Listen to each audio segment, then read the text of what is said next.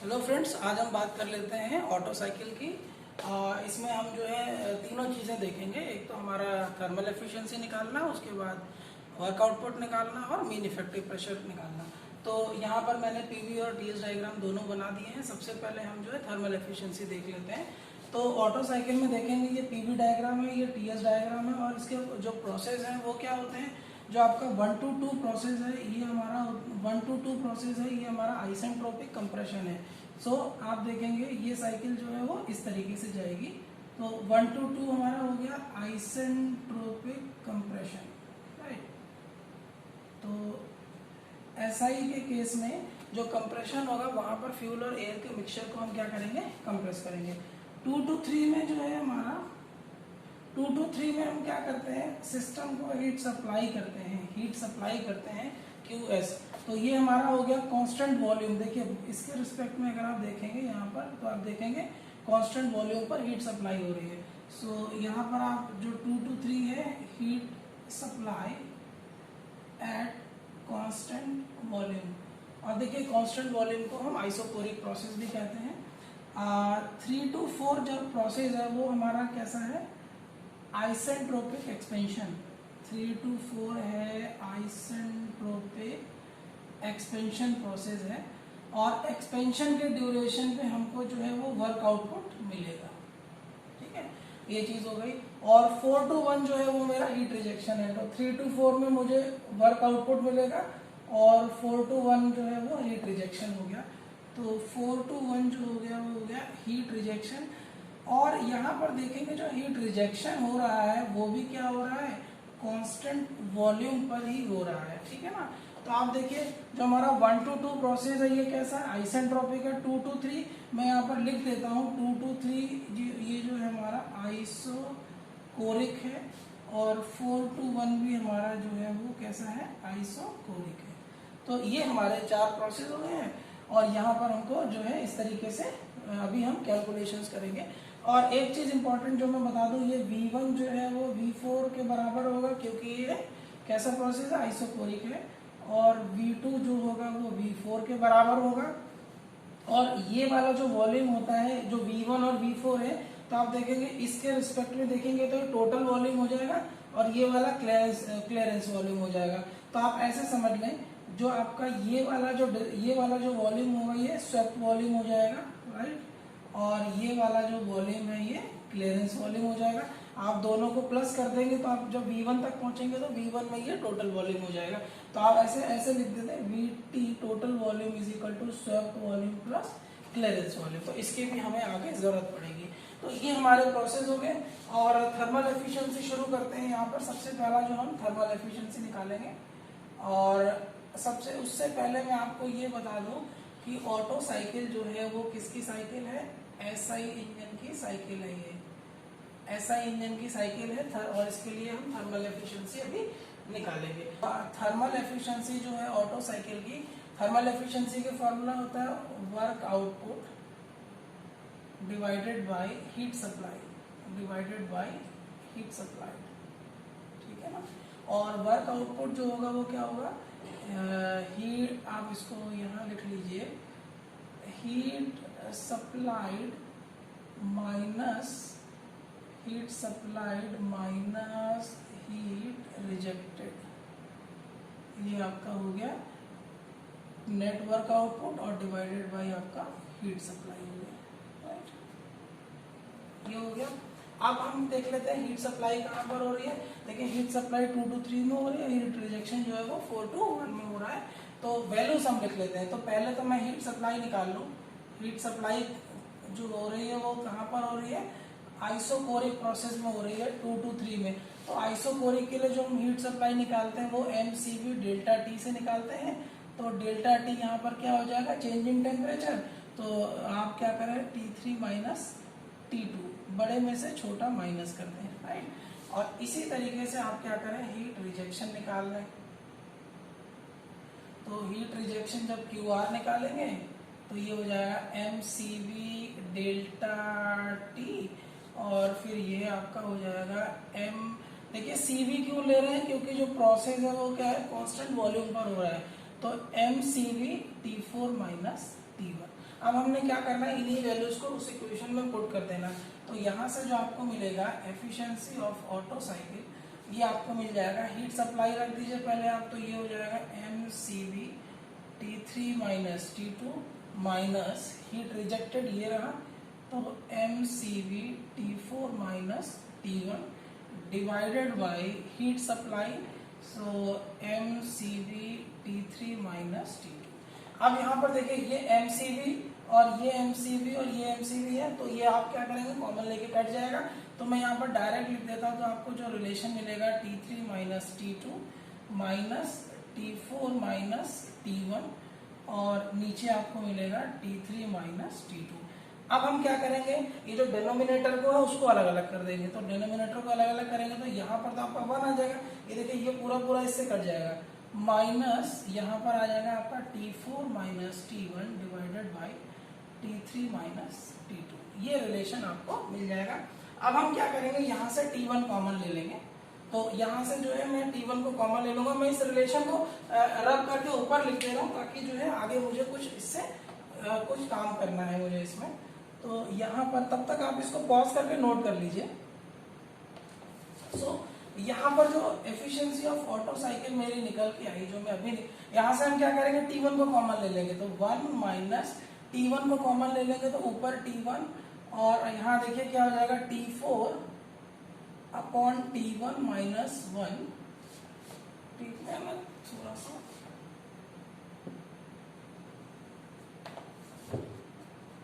So efficiency of auto cycle क्या आएगा, जब T1 कॉमन ले लेंगे तो 1 minus T1 T4 upon T1 minus 1 upon यहाँ से हम क्या करेंगे, T2 कॉमन ले लेंगे तो T3 अपॉन T2 माइनस 1, ये आ जाएगा। सो इसको मैं क्या करता हूँ, इक्वेशन नंबर 1 डाल देता हूँ। अब मुझे क्या करना है, इन वैल्यूज में कुछ T4 माइनस T1 यहाँ कुछ मैं चेंजेस करूंगा। सो आप इसको पॉज करके नोट कर लीजिए, मैं इसको रब कर दे रहा हूँ। अच्छा, फिर हमें यहाँ पर क्या करना है, इसके आगे फॉर आइसेंट्रोपिक प्रोसेस, जो हमारा आइसेंट्रोपिक प्रोसेस है, फॉर आइसेंट्रोपिक प्रोसेस, एक हमारा कौन सा प्रोसेस है 1 to 2 और दूसरा हमारा जो प्रोसेस है वो 3 to 4 है। इसके लिए हम कुछ काम करेंगे यहाँ पर। तो टेम्परेचर और वॉल्यूम के बीच में जो रिलेशन होगा वो क्या होगा, ये होगा T2 upon T1 is equal to V1 upon V2 और होल पावर गामा माइनस 1। इसी तरीके से 3 to 4 के लिए क्या हो जाएगा, T3 upon T4 is equal to V4 upon V3 और होल पावर गामा माइनस 1, ये हो जाएगा। अब देखिए हम ये क्यों कर रहे हैं, देखिए क्योंकि यहाँ पर T4 T1 है, T3 T2 है, तो हम क्या करेंगे, कुछ चेंजेस इसमें करेंगे। अब यहाँ पर देखिए अगर मैं बात करूँ कंप्रेशन रेशियो की, तो कंप्रेशन रेशियो क्या होगा, यहाँ पर मैं बता देता हूँ आपको। देखिए जो कंप्रेशन रेशियो होगा जिसको हम R से रिप्रेजेंट करते हैं, ये होता है total volume upon clearance volume. अब टोटल वॉल्यूम अगर आप देखें तो क्या हो जाएगा, V1 अपॉन, देखिए V1 अपॉन V2 हो जाएगा, राइट। और V1 किसके बराबर है, V4 के बराबर है, और V2 किसके बराबर है, V3 के बराबर है। तो अब देखिए R की वैल्यू V1 अपॉन V2 भी हो सकती है, V4 अपॉन V3 भी हो सकती है। तो इसी चीज को हम यूज करने वाले हैं यहाँ पर। तो आप देखिए यहाँ पर क्या हो जाएगा, T2 अपॉन T1, अब देखिए V1 अपॉन V2 तो R हो गया मेरा, तो R की पावर गामा माइनस 1। तो एक रिलेशन मुझे जो है यहाँ से मिल गया, ठीक है। और यहाँ पर आप देखेंगे यहाँ पर जो है T3 अपॉन T4 और जो V4 अपॉन V3 है, राइट। तो V4 अपॉन V3 भी आपको क्या मिल जाएगा, R की पावर गामा माइनस 1। तो इस ये इक्वेशन नंबर 2 है, इसको आप इक्वेशन नंबर 3 डाल दीजिए, इसको आप इक्वेशन नंबर 4 डाल दीजिए। फ्रॉम 3 and 4, 3, अरे मुझे यहाँ पर 2 लेना है, ये 2 हो गया और ये 3 हो गया। अब आप देखिए यहाँ पर क्या हो रहा है, दोनों की राइट हैंड साइड बराबर है तो ऑब्वियसली लेफ्ट हैंड साइड भी बराबर हो जाएंगी। तो आप यहाँ से लिख सकते हैं फ्रॉम इक्वेशन 2 एंड इक्वेशन 3 हमको क्या मिल जाएगा, T2 अपॉन T1 और is equal to T3 upon T4, ये हमको यहाँ से मिल जाएगा। देखिए हम इसमें यहाँ ट्रिक यूज करेंगे। देखिए यहाँ पर T4 अपॉन T1 और T3 अपॉन T2 है, तो मुझे इस फॉर्म में लेके आना है। तो देखिए T4 को आप यहाँ पहुंचा दीजिए और उसके बाद T2 को आप नीचे पहुंचा दीजिए, क्रॉस मल्टीप्लाई कर दिए, सिंपल रीअरेंजमेंट है। तो यहाँ से आप क्या करेंगे, क्रॉस मल्टीप्लाई करके क्या हो जाएगा, T4 ऊपर पहुंचा दीजिए और T1 आ गया, देखिए T1 इसी फॉर्म में आ गया, और यहाँ पर देखो तो क्या हो जाएगा, T2 को हम नीचे ले जाएंगे, T3 अपॉन T2, देखिए इस फॉर्म में आ गया। अब हम क्या करेंगे, दो इसमें से हम क्या करेंगे, 1 माइनस करेंगे, राइट। तो दोनों तरफ हम क्या करेंगे, 1 माइनस करेंगे। तो आप देख लें यहाँ पर क्या हो जाएगा, तो आप चाहो तो लिख दो यहाँ पर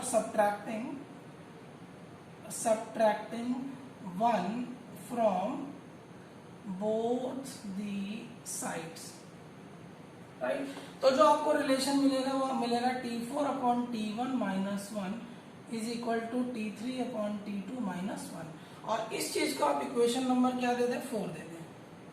अब देखिए इक्वेशन नंबर 1 और इक्वेशन नंबर 4, यहाँ पर देखिए क्या होगा, ये देखिए ये बराबर है, ये पूरा का पूरा फैक्टर जो है वो इसके बराबर है।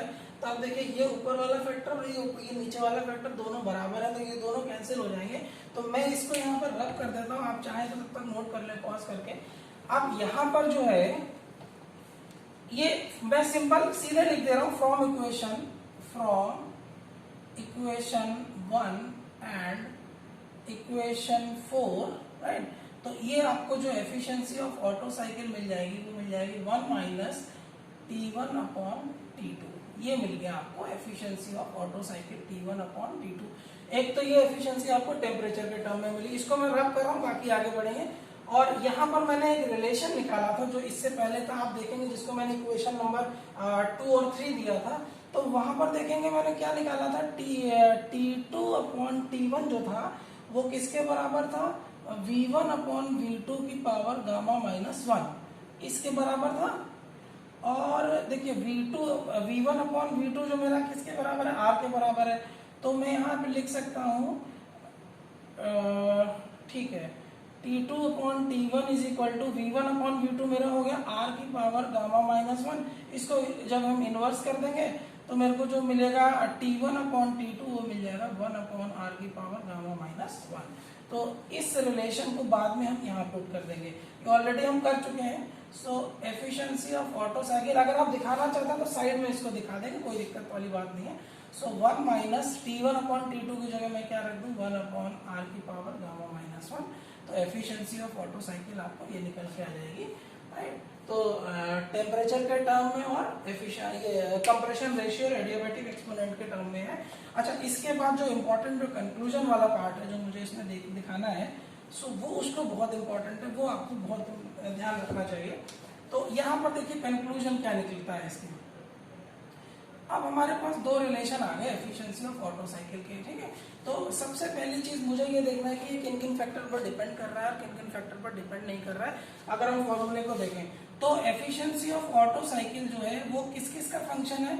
अगर मैं फॉर्मूले में देखूं तो सबसे पहली चीज ये फंक्शन किसका है, कंप्रेशन रेशियो का, जिसको मैंने R बोल दिया है। और दूसरा ये इस रिलेशन में दूसरा टर्म जो मुझे मिल रहा है वो मिल रहा है गामा, जिसको मैंने क्या बोला है, एडियाबैटिक एक्सपोनेंट, जो मेरा एडियाबैटिक एक्सपोनेंट है गामा। तो इन दो पर ये डिपेंड कर रहा है। तो efficiency of auto cycle in दो का फंक्शन है। अब हम देख लेते हैं इसको, थोड़ा सा एनालाइज करें। देखिए अगर हम गामा की बात करें तो ये Cp अपॉन Cv का रेशियो होता है, और गामा जो है एक फ्यूल की कैरेक्टरिस्टिक्स है, उसके लिए कांस्टेंट है। अगर आप टेम्परेचर नहीं चेंज करेंगे तो गामा की वैल्यू चेंज नहीं होगी। तो अगर तो गामा जो है एक फिजिकल कांस्टेंट मान सकते हैं किसी भी पर्टिकुलर फ्यूल के लिए। तो क्योंकि हम एयर स्टैंडर्ड एफिशिएंसी ड्राइव कर रहे हैं, तो एयर स्टैंडर्ड एफिशिएंसी में जो गामा की वैल्यू है और Cp/Cv की वैल्यू है जो 1.4 रहती है। तो ये तो मेरे लिए हो गया अप्रोक्सीमेटली कांस्टेंट, राइट। तो अगर हम बात करें, आप R की बात करें तो R जो है जैसे जैसे आप R को बढ़ाएंगे, राइट, तो जब आप R को बढ़ाएंगे तो देखिए डेनोमिनेटर वाला टर्म बढ़ रहा है। अगर आप R को बढ़ाएंगे तो ये वाला टर्म क्या करेगा, इंक्रीज करेगा। और अगर आप जब ये वाला डेनोमिनेटर वाला टर्म इंक्रीज करेगा तो ये पूरा टर्म क्या करेगा, डिक्रीज कर जाएगा, क्योंकि डेनोमिनेटर बढ़ रहा है तो ये डिक्रीज कर जाएगा। और देखिए 1 में से जब ये पूरा टर्म डिक्रीज हो गया है, R की वैल्यू को बढ़ाने पर ये पूरा टर्म डिक्रीज हो गया है, तो 1 में से कम वैल्यू माइनस होगी। तो कम वैल्यू माइनस होगी तो एफिशिएंसी ज्यादा आएगी। आप ऐसे समझ लो, सपोज 1 में से अभी 0.6 माइनस हो रहा है तो 0.4 आ रहा है, इसका मतलब 40% एफिशिएंसी है। अब मैंने आर की वैल्यू बढ़ा दी, आर की वैल्यू बढ़ाने से मान लेते हैं ये फैक्टर जो हो गया वो 0.5 हो गया, क्योंकि ये फैक्टर अल्टीमेटली डिक्रीज कर रहा है। तो यहाँ पर देखेंगे 1 माइनस 0.5 तो 0.5, इसका मतलब 50% एफिशिएंसी। तो आपको क्या है, आर को बढ़ाने पर एफिशिएंसी इंक्रीज होती हुई दिखाई देगी। पहली चीज हो गई। दूसरी चीज जो इसमें, ये तो हमने देख लिया किस किस का फंक्शन है। सेकंड जो है वो देखते हैं कि किसका फंक्शन नहीं है, राइट। तो सेकंड वाले केस में efficiency of auto cycle is not a function of first, किसका फंक्शन नहीं है, पहला चीज है मेरा प्रेशर रेशियो, प्रेशर रेशियो का फंक्शन नहीं है। अब ये प्रेशर रेशियो क्या होता है, देखिए प्रेशर रेशियो जो होगा वो क्या होगा, P3/P2 और आपका P4/P1। तो आप पहले ही देख लीजिए यहाँ पर कहीं भी प्रेशर का टर्म इंक्लूड नहीं हुआ है पूरे एक्सप्रेशन में, तो ये प्रेशर रेशियो का फंक्शन नहीं है। बट डीजल के केस में ये है, राइट। सो सेकंड जो चीज है वो है, ये कहीं पर भी हीट सप्लाई का फंक्शन नहीं है। अब आप कहेंगे सर हीट सप्लाई का तो फंक्शन है, क्योंकि जब हम फॉर्मूले में रखते हैं तो एफिशिएंसी ऑफ ऑटो साइकिल जो है वो QS माइनस QR/QS होती है, तो QS तो टर्म आ रहा है, बिल्कुल ठीक है। एक्चुअली ये डायरेक्टली हीट सप्लाई का फंक्शन नहीं है, बट ये टेम्परेचर का फंक्शन है। अब हम समझते हैं इसको कैसे। देखिए जो आप हीट सप्लाई कर रहे हैं वो आइसोकोरिक प्रोसेस में कर रहे हैं, तो आप देखेंगे mCV हमने T3 माइनस T2 निकाला था, राइट। या सिंपल आप इसको लिखना चाहे तो डेल्टा T लिख दे, तो चेंज इन टेम्परेचर कितना है। तो आप इसको समझते हैं हीट सप्लाई पर डिपेंड ना होकर एक्चुअली टेम्परेचर पर डिपेंड। आप इसका एक एग्जांपल समझ लीजिए। देखिए एक बार में आप क्या कर रहे हैं, 200 किलो जूल की, आप मान लेते हैं सिस्टम को 200 किलो जूल की हीट सप्लाई कर रहे हैं, लेकिन आप जो है वो किस टेम्परेचर पर सप्लाई कर रहे हैं, सपोज आप 1000 डिग्री सेल्सियस पर सप्लाई कर रहे हैं ये हीट।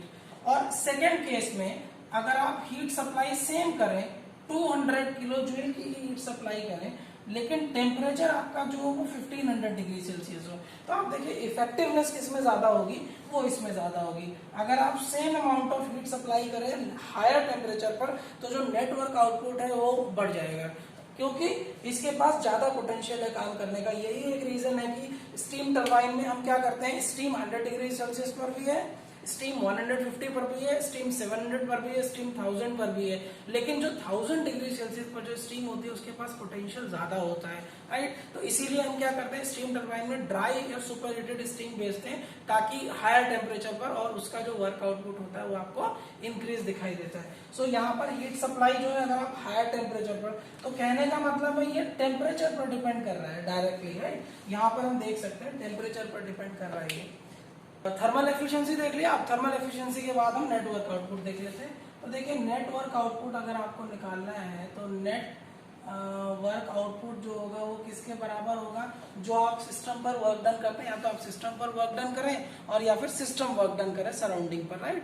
तो आपने यहाँ पर ये देखना है कि हम दो तरीके से वर्क डन कर रहे हैं। अगर हम यहाँ पर देखें तो ये हम कंप्रेशन वर्क कर रहे हैं और ये हमें एक्सपेंशन वर्क जो है वो हमें मिल रहा है। तो मैं इसको यहाँ पर लिख देता हूँ कंप्रेशन और ये हमें एक्सपेंशन वर्क। तो देखिए कंप्रेशन वर्क जो होगा वो मेरा नेगेटिव होगा और एक्सपेंशन वर्क जो होगा वो पॉजिटिव होगा। तो यहाँ पर मैं क्या करता हूँ, सिंपल जो नेटवर्क आउटपुट क्या होगा, तो ये होगा एक्सपेंशन वर्क, एक्सपेंशन, या आप सिंपल लिख दीजिए isentropic expansion work plus minus, क्योंकि कंप्रेशन वर्क साथ में जुड़ रहा है, तो आइसेंट्रोपिक कंप्रेशन वर्क, तो ये यहाँ से मिल जाएगा। तो आइसेंट्रोपिक वर्क, एक्सपेंशन वर्क और कंप्रेशन वर्क, देखिए क्योंकि ये आइसेंट्रोपिक प्रोसेस है तो आइसेंट्रोपिक प्रोसेस के लिए आपको वर्क डन का फॉर्मूला पता होना चाहिए। सो ये मेरे पास आइसेंट्रोपिक वर्क के लिए क्या आ जाएगा, P3V3 minus P4V4 upon gamma minus 1। ये तो मेरा हो गया एक्सपेंशन वर्क। इसमें मैं देखिए प्लस और माइनस, ये यहाँ पर साइन प्लस का रहेगा, ये क्वांटिटी मेरी कैसी पॉजिटिव है, क्योंकि ये वर्क आउटपुट दे रहा है, मतलब सिस्टम वर्क डन कर रहा है। और यहाँ पर कंप्रेशन के ड्यूरेशन में हम सिस्टम के ऊपर काम कर रहे हैं, क्योंकि हम उसका प्रेशर और टेम्परेचर सिस्टम का इंक्रीज कर रहे हैं, तो उस ड्यूरेशन पे ये, इसलिए मैंने यहाँ पर इसको माइनस लिया हुआ है। तो बाद में ब्रैकेट ओपन कर देंगे तो माइनस बाहर आ जाएगा। तो यहाँ पर जो है आपका कंप्रेशन वर्क हो जाएगा, वो हो जाएगा P2V2 minus P1V1 upon gamma minus 1, ये हो गया। अब यहाँ पर देखिए कुछ ट्रिक्स हम करते हुए चलेंगे। इस ब्रैकेट को सबसे पहले तो आप ओपन कर दीजिए, राइट। तो मुझे जो मिलेगा वो मिलेगा P3V3 upon gamma -1 minus P4V4 gamma -1 minus P2V2 gamma -1 और अंदर आएगा तो ये प्लस। ये बहुत इंपॉर्टेंट रखना है। कई बार हम क्या करते हैं, ये माइनस माइनस करके हम इस साइन में बहुत ज्यादा गलती कर देते हैं। तो कई बार हम माइनस करते हैं तो यहाँ पे माइनस लगा देते हैं, तो यहाँ पर हमसे गलती हो जाती है। तो ये ध्यान रखना, यहाँ पर हमको प्लस लेना है। अब आपको क्या करना है, ये वाला टर्म कॉमन ले लेना है। देखिए मैं क्या करूंगा, इसमें से देखिए गामा -1 कॉमन ले लूंगा, मैं बाहर ले लिया गामा -1, ठीक है। और ऊपर से मैं ये ट्रिक है, न्यूमरेटर से मैं क्या करूंगा, P1V1 कॉमन ले लूंगा। तो मैंने क्या किया, P1V1 को कॉमन ले लिया।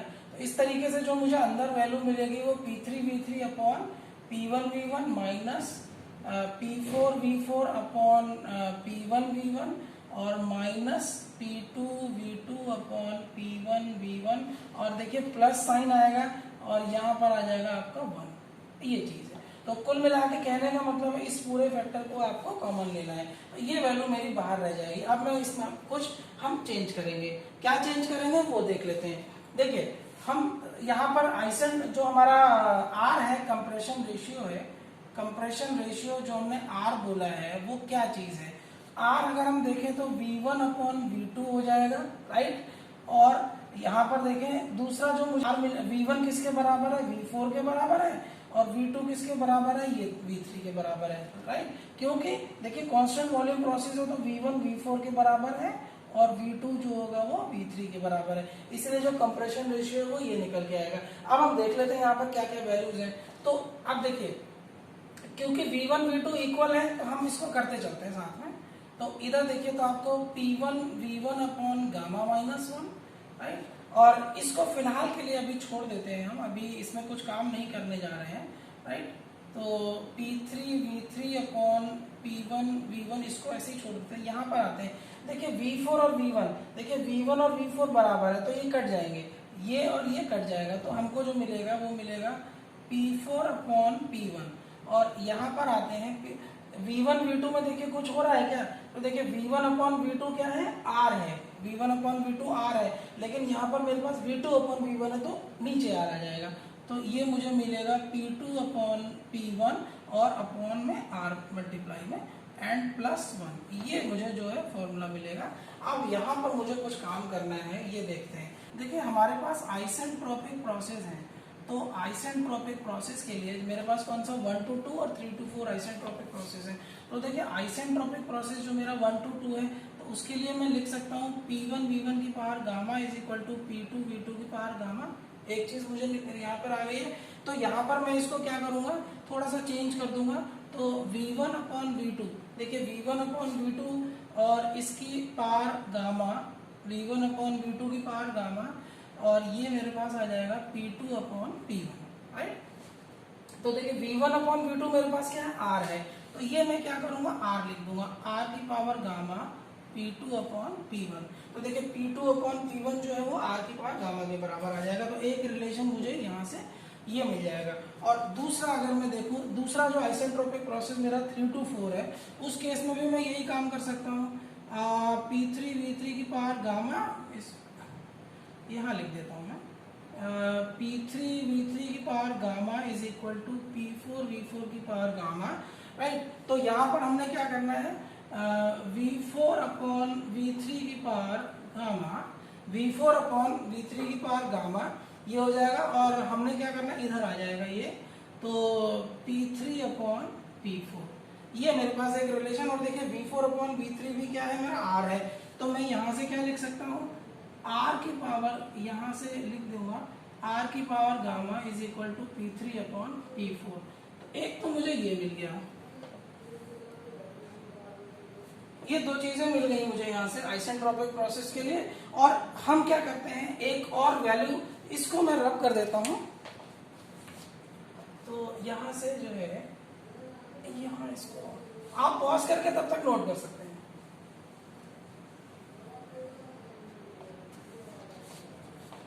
अब दूसरी चीज जो यहाँ पर मुझे, इसको मैं यहीं लिख दे रहा हूँ, नहीं तो फिर मुझे और ज्यादा जगह चाहिए होगी, राइट। एक जो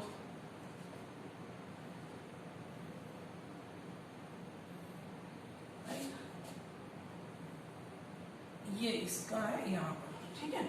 ये चीज आप देख लेंगे यहाँ से। दूसरा मैं बात करता हूँ प्रेशर रेशियो की, तो यहाँ पर एक और टर्म मैं लेके आऊंगा, प्रेशर रेशियो, जिसको हम क्या करते हैं आरपी से डिफाइन करते हैं। तो जो मेरा आरपी होगा वो प्रेशर रेशियो किसके बराबर होगा, P3/P2। सो आरपी बराबर होगा P3/P2 के, और ये बराबर होगा P4/P1 के। ये प्रेशर रेशियो है, राइट। ये आपको वैल्यूज जो है इस तरीके से प्रेशर रेशियो निकालनी है, राइट। तो इसका कोई डेरिवेशन नहीं है, एज इट इज हम इसको यूज करते हैं प्रेशर रेशियो के टर्म में। तो देखिए अब यहाँ पर हम क्या चेंज कर रहे हैं, जो इक्वेशन हमने यहाँ पर छोड़ी थी, तो देखिए वर्क आउटपुट के लिए हम क्या चेंज कर रहे हैं, इसको ऐसे ही रहने देंगे, P1V1/गामा-1, इसको एज इट इज छोड़ देंगे। देखिए P4/P1 कुछ है क्या आपका, यहाँ पर कुछ मिल रहा है क्या P4/P1, देखिए P4/P1 आपका आरपी है, तो इसको फिलहाल के लिए हम ऐसे ही छोड़ दे रहे हैं। P3V3/P1V1, इसको हमने ऐसे ही छोड़ दिया।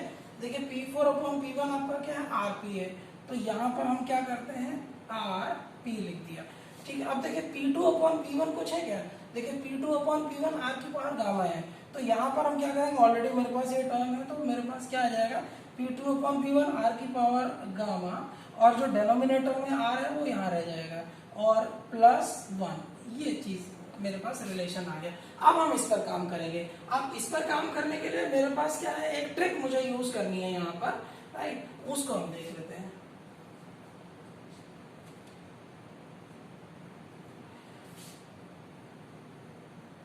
P1V1/-1, अब देखिए यहाँ पर क्या करेंगे आप, P3/P1 ऑलरेडी है आपके पास, ठीक है ना। आप क्या करेंगे, ऊपर P4 से मल्टीप्लाई करेंगे, नीचे P4 से डिवाइड करेंगे, इक्वेशन पर कोई फर्क नहीं पड़ेगा, ये आ गया।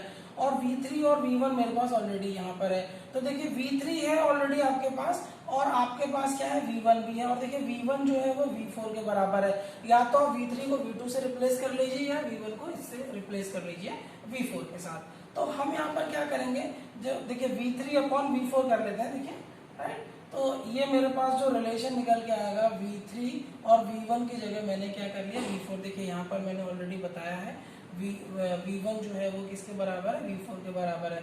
तो ये चीज यहाँ पर हो गई, और माइनस इन टर्म्स को आप ऐसे लिख देंगे, R की पावर गामा/R+1, ये आ गया। तो यहाँ पर देखिए ये P3/P4 जो है ये मुझे एक मिल जाएगा, तो देखिए P1V1/गामा-1 ऐसे रख दीजिए। P3/P4 आपके पास क्या है, P3/P4 R की पावर गामा हो जाएगा, और इधर आपका P4/P1 जो है वो आपका RP है, तो ये RP हो जाएगा। और देखिए V3/V4 का, देखिए V3/V4 आप ऐसे समझिए, V4/V3 जो क्या है कंप्रेशन रेशियो है, लेकिन यहाँ पर उल्टा है V3/V4, तो ये क्या हो जाएगा 1/R हो जाएगा। तो ये 1/R को मैं ऐसे लिख देता हूँ, राइट। अब यहाँ पर आपका एक RP और R की पावर गामा-R+1 ये हो गया, और इसको आप करेंगे तो P1V1/गामा-1, और इसको सिंप्लीफाई करेंगे तो RP और R की पावर गामा-1, इसको कह दीजिए ब्रैकेट में बंद RP, और इसको भी सिंप्लीफाई करेंगे R की पावर गामा-1+1, इसको आप और थोड़ा सा सिंप्लीफाई कर दीजिए P1V1/गामा-1। यहाँ पर आप क्या कर लीजिए, RP को कॉमन ले लीजिए, और यहाँ पर आ जाएगा R की पावर गामा-1 और यहाँ पर आ जाएगा -1 R की पावर गामा-1 ये आ जाएगा, ठीक है। तो इसको मैं रब कर दे रहा हूँ, इसका कोई काम नहीं रह गया है।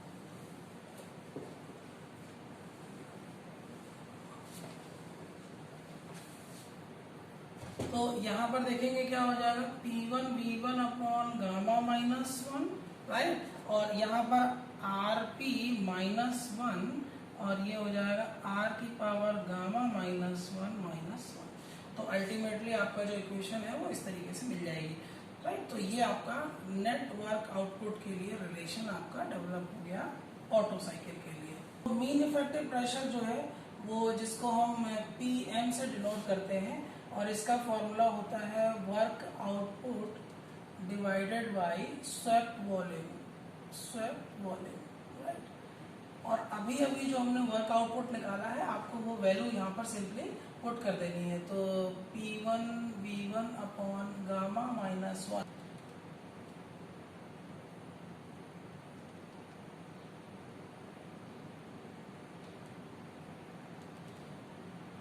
डिवाइडेड बाई स्वेप्ट वॉल्यूम जो होता है वो V1 minus V2। Swept volume क्या, V1 में से V2 को आप माइनस कर दीजिए, ये आ जाएगा।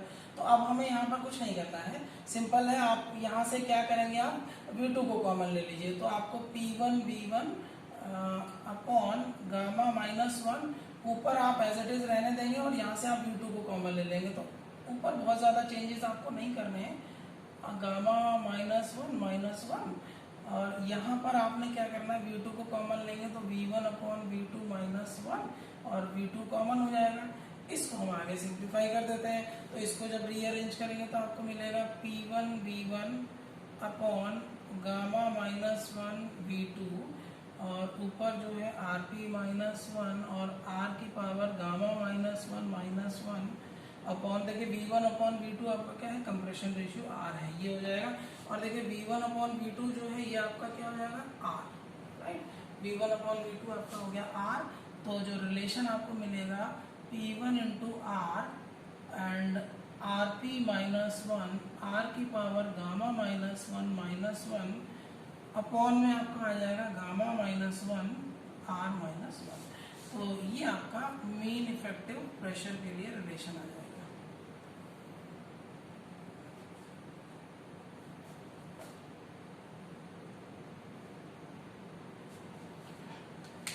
सो गाइस, इस ऑटो साइकिल के बाद अब हम अगला जो टॉपिक डिस्कस करेंगे वो डीजल साइकिल का डेरिवेशन करेंगे, जिसमें हम थर्मल एफिशिएंसी को डिस्कस करेंगे, वर्क आउटपुट और मीन इफेक्टिव प्रेशर करेंगे। So thank you guys.